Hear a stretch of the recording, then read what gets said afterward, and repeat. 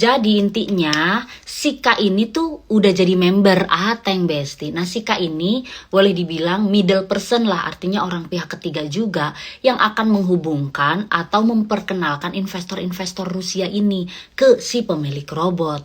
Ada target atau limit yang akan saya taruh. Minimal dia bilang 50 juta, bukan rupiah, US dollar.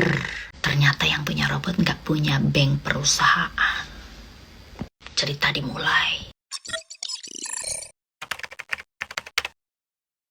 Aku ceritakan dari awal dulu ya, biar tahu flow-nya.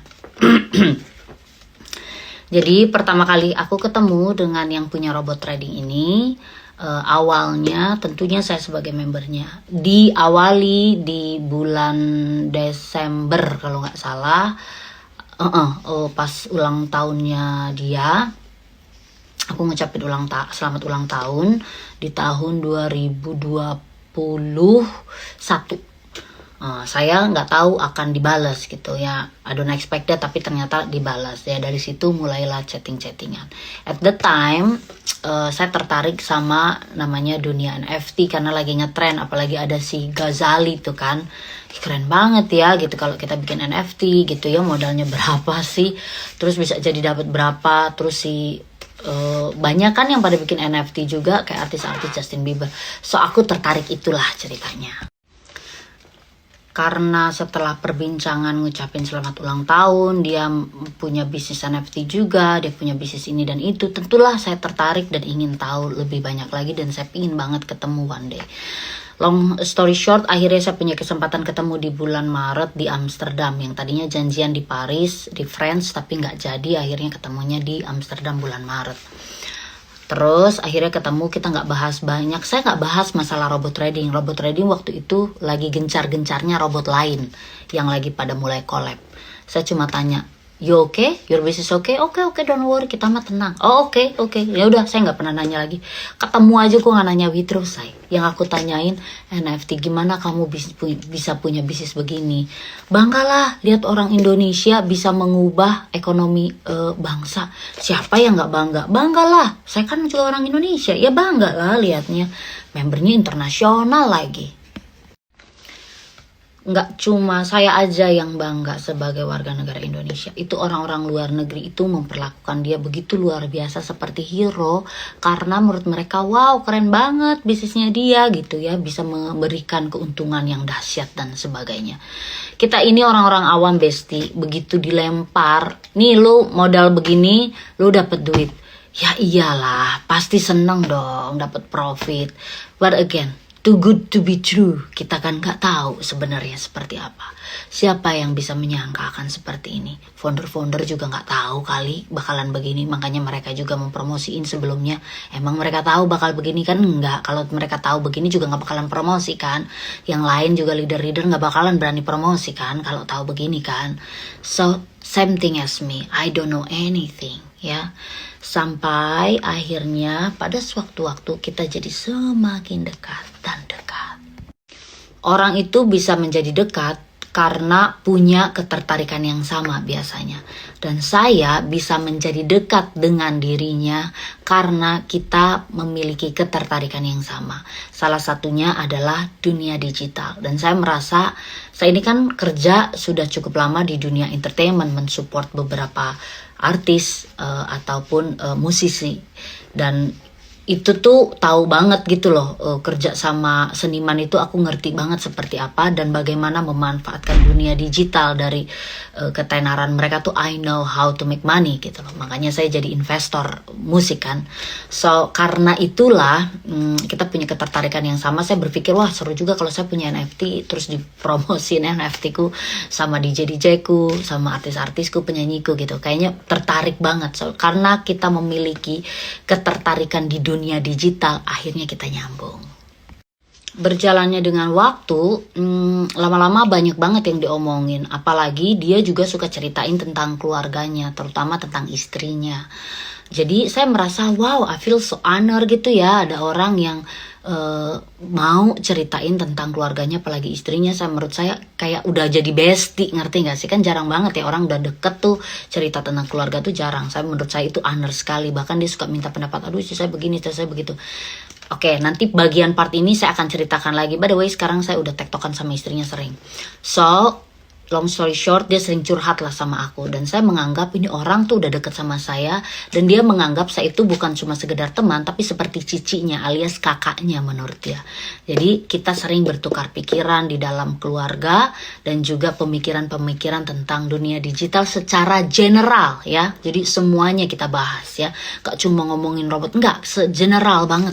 Semuanya.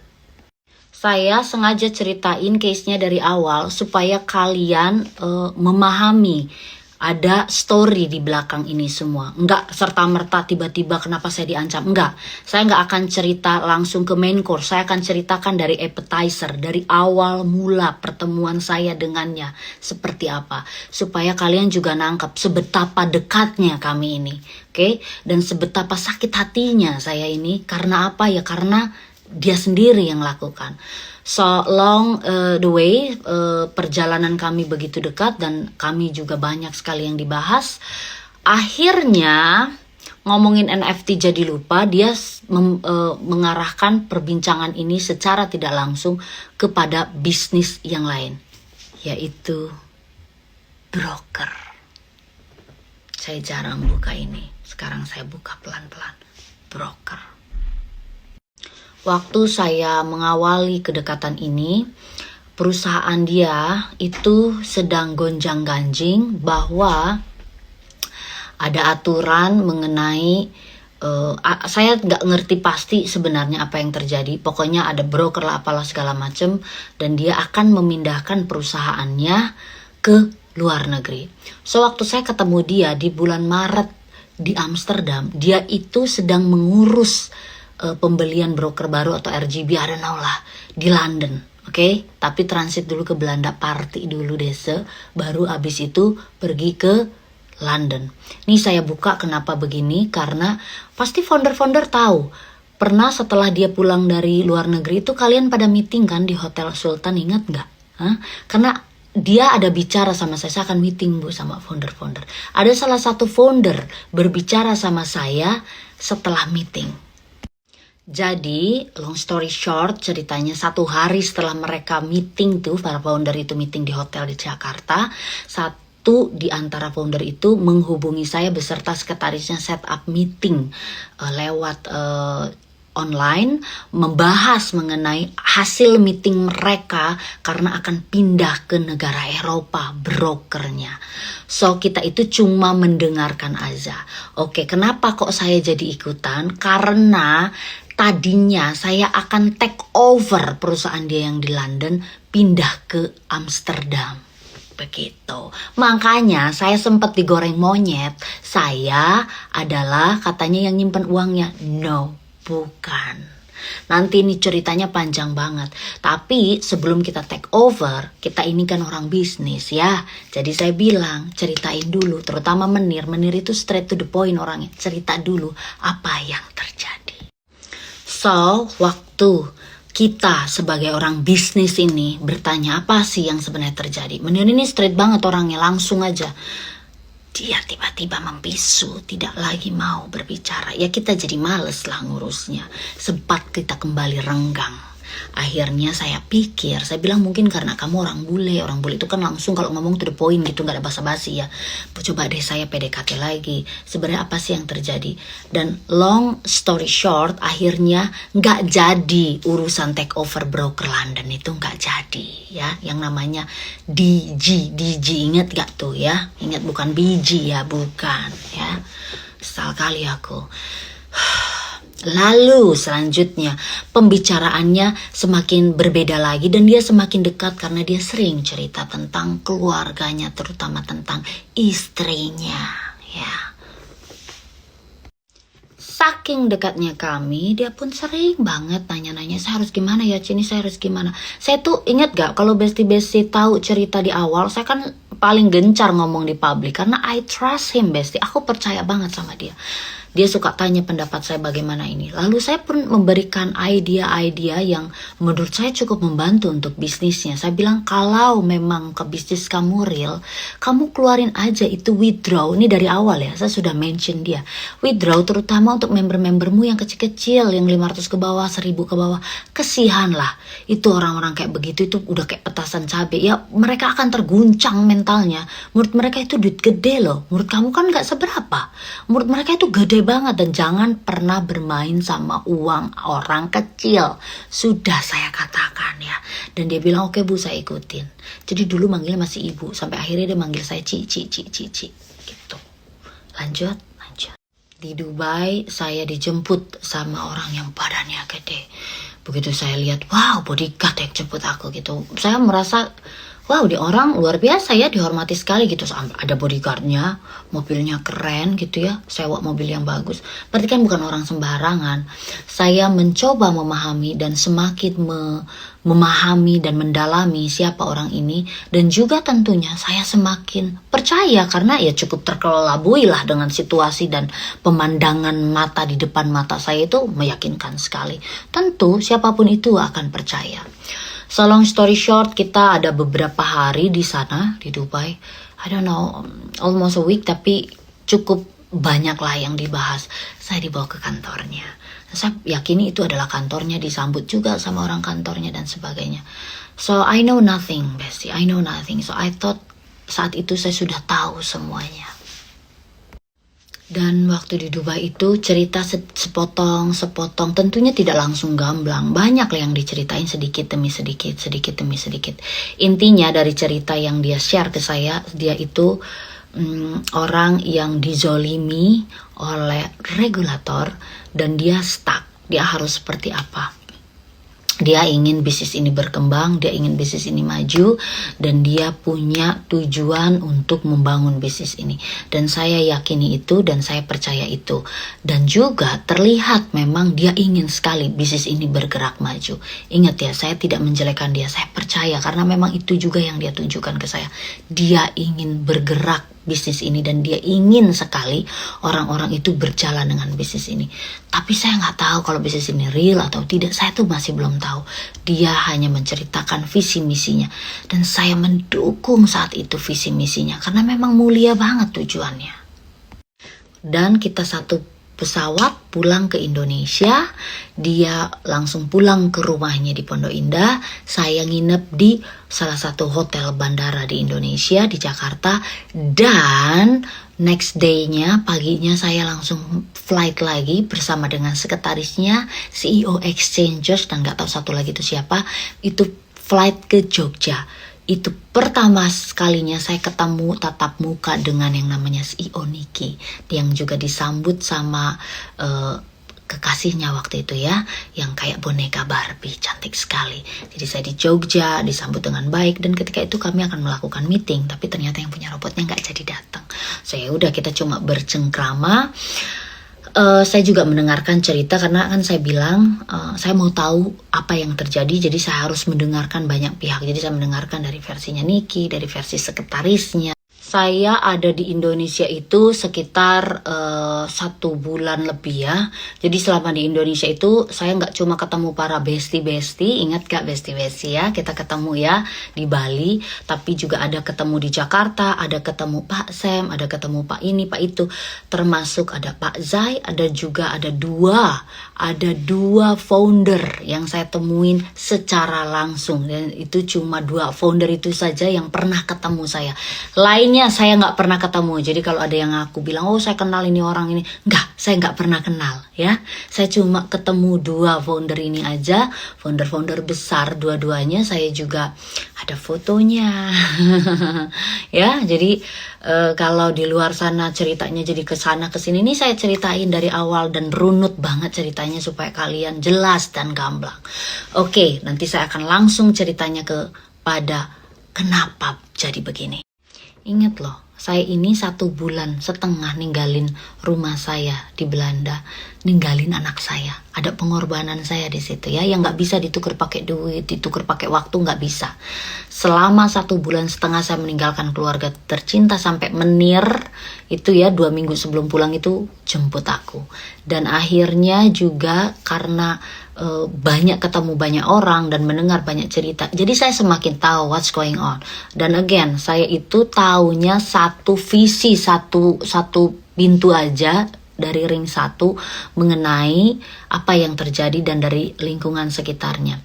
Banyaklah saya mendengar cerita. Saya juga dikenalkan karyawannya, keluarganya, supirnya, istrinya, ajudannya, anaknya, dan juga sekretarisnya, pegawainya, siapa?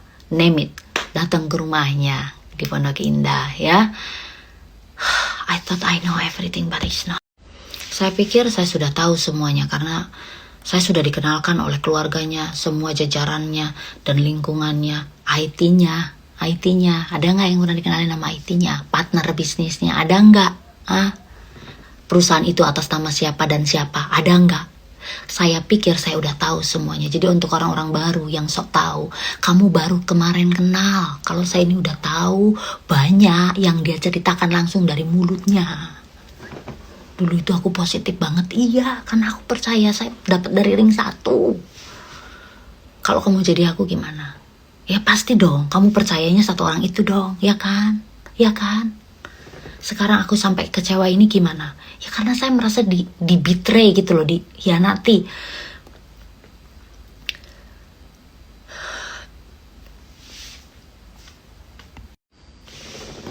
Cici sayang, stay safe. Thank you Besti. Sebenarnya ini udah terlanjur nyemplung. Saya udah kena lumpur sekarang. Sekarang saya tinggal bersihin lumpur yang ada di sekitar saya. Saya nggak mau mainan lumpur. Saya sudah hidupnya tenang dan saya tiba-tiba diseret begini. Saya akan seret balik orang yang seret saya.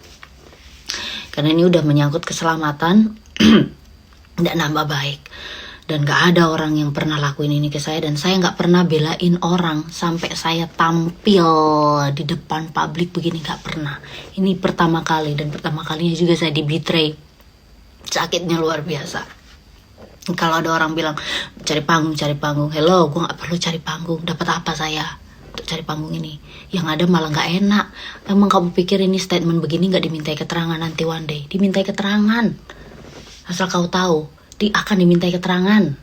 Oke, sekarang aku to the point, langsung ke urusan Rusia. Jadi tahu kan perjalanannya seberapa dekatnya aku. Kenapa si Rusia ini aku bisa jadi ikutan terlibat. Oke, pulang dari Indonesia aku jadi semakin dekat. Itu aku pulang dari Indonesia bulan Juli ya. Bulan Agustus aku pergi honeymoon sama Menir. Ada satu orang yang warga negaranya Prancis tapi dia bukan orang Prancis. Dia itu udah sering ngobrol sama aku, chatting, tapi bahasa Inggrisnya itu berantakan gitu loh. Dan gak jelas dia ngomong apa. Intinya dia mau berbisnis. Saat itu kan saya percaya sama orang ini, sama si yang punya robot ini. Dan saya berpikir kalau bisnis ini mau jalan, ya lo harus jalanin, jangan stuck nan gitu nunggu regulasi gak jelas. Ya lo harus buka investor baru dan lo harus keluarin withdraw. Karena pemikiran saya, itulah caranya kamu membuktikan bisnismu tidak kenapa-kenapa. Ini aku ceritain ya bagaimana awal mulanya ya. Jadi si member orang Prancis ini, aku nggak usah sebut namanya, lah istilah namanya si A aja ya. Si A ini adalah member, tapi dia bukan orang Prancis, cuma warga negara Prancis. Bahasa Inggrisnya tuh berantakan banget Besti. Karena aku lihat dia memang mau mengenalkan orang yang mau berbisnis. Terus si yang punya robot, yaudah Cik temuin aja. Kebetulan saya waktu itu lagi honeymoon sama Menir di Paris. Tak temuin. Sebelum aku pulang ke Belanda aku temuin, meeting sebentar, 1,5 jam lah ya, meeting di Paris, Champs-Élysées. Aku ngobrol sama dia. Dia ternyata nggak bisa bahasa Inggris, bahasa Prancis juga aku nggak bisa. Aku cuma bisa writing. Dia pakai bahasa Jerman dan suamiku kan bisa bahasa Jerman. Jadi si A yang warga negara France ini nggak bisa bahasa Inggris belepotan, dia cuma bisa bahasa Jerman, makanya ditranslate sama si Menir pakai bahasa Jerman. Nah terus dia ngasih tahu ada membernya yang inisial K itu udah ada sebagai member Ateng, udah jadi membernya Ateng, dan dia member-membernya orang Rusia tapi dia citizen of Amerika. Dan dia cuma pakai bahasa Inggris. Jadi ngerti kan? Aku ini kayak penghubung translator sambil ngedengerin ceritanya. Oke, si ini mau ini. Oke, ini ngasih tahu. Nah, yang punya robot ini bahasa Inggrisnya ya nggak terlalu fasih untuk dunia bisnis, itu kurang lah gitu. Nah, saya ngasih tahu mentranslate dengan bahasa, satu pakai bahasa Jerman, satu bahasa Inggris. Saya udah plak gitulah, nyambungin gitu. Sampai akhirnya setelah kami pulang honeymoon, kita melakukan untuk pertama kalinya Zoom meeting. Panjang kan ceritanya, karena memang harus secara gamblang. Jadi buat orang-orang yang sok tahu juga ngerti gitu loh, ada alurnya. Jadi intinya si Kak ini tuh udah jadi member Ateng Besti. Nah si Kak ini boleh dibilang middle person lah, artinya orang pihak ketiga juga yang akan menghubungkan atau memperkenalkan investor-investor Rusia ini ke si pemilik robot. Tapi si Kak ini dari awal udah bilang, lo bisa gue percaya nggak? Karena yang akan masuk uangnya ini bukan orang sembarangan. Si Kak udah ngingetin siapa profil orang-orang yang akan naruh duitnya ini. Udah diingetin, Besti. Long story short, si yang punya robot itu penuh percaya diri. Tenang aja, you trust me ya. Katanya gitu. Ingat, trust me bukan trasi ya, dia bilangnya ya. Ya udahlah, akhirnya terjadilah percakapan yang begitu dalam. So long story short, si Kak ini bilang bahwa budget atau uangnya itu tak ternilai. Tapi kamu harus bisa aku percaya, karena orang-orang yang akan aku masukkan ini bukan orang sembarangan. Kalau kamu main sama uang sama orang-orang ini, bukan cuma kamu yang kena, saya dan keluarga, istri, anak saya pun kena. Ingat ya, si Kak ini di tengah-tengah juga loh, Besti. Jadi si Kak ini juga bisa saja diancam. Si Kak sudah ceritakan dari awal dengan jelas dan gamblang. Si Kak bilang, mungkin untuk pertama kita akan mulai pelan-pelan, tapi tentunya ada target atau limit yang akan saya taruh. Minimal dia bilang 50 juta, bukan rupiah, US dollar. Makanya akhirnya si yang punya robot itu mau bertemu di Los Angeles. Mereka bertemu di Los Angeles. Si Kak bawa istrinya, si yang punya robot juga bawa istrinya dan juga sekretarisnya sebagai translator. Aku nggak ada di situ. Intinya akhirnya mereka deal-dealan dan make an agreement. Ada ceritanya yang luar biasa, tapi aku bikin persingkat aja lah. Intinya ada kerjasama bisnis, oke? Si Kak jadi investor Ateng lanjut, dan tentunya dia membawa orang-orang Rusia ini di bawah namanya si Kak langsung ya, di bawah namanya si Kak langsung. Jadi si Kak ini bawa bendera sendirilah istilahnya. Tapi si Kak ini di awal meeting bilang, lu bisa gue percayakan, jangan pernah mainin duit orang-orang ini. Ini bukan orang sembarangan. Kalau lu mainin duit dia, bukan cuma lu yang bahaya, anak istri gue jadi jaminannya. Ingat sekali lagi, si Kak udah ingetin itu. Ingat ya, si Kak ini citizennya Amerika, ya Amerika. Dia gede di Rusia. Teman-temannya, lingkungannya dapat duitnya dari orang-orang Rusia ya, tapi dia citizen Amerika. Si Kak akan mengeluarkan uang investornya itu dari mana? Dari Amerika. Lo tahu kan, kalau keluar, untuk orang bisnis ngerti, untuk orang bukan orang bisnis nggak ngerti. Kalau untuk orang bisnis tahu, keluar uang dari Amerika itu susahnya bukan main. Nggak cuma keluar, terima duit dari Amerika pun nggak gampang, say. Harus ada banyak dokumen gitu. Nah, si yang punya robot merasa, kok lama banget sih 50 jutanya nggak keluar-keluar sih gitu. Sementara dia lupa, si Kak ini udah jadi membernya Ateng. Padahal yang harusnya punya otoritas untuk membuktikan adalah yang punya robot dong, buktiin dulu ke si Kak, ya kan? Cerita dimulai. Jelasin dulu, si Kak ini kan member Ateng dari awal.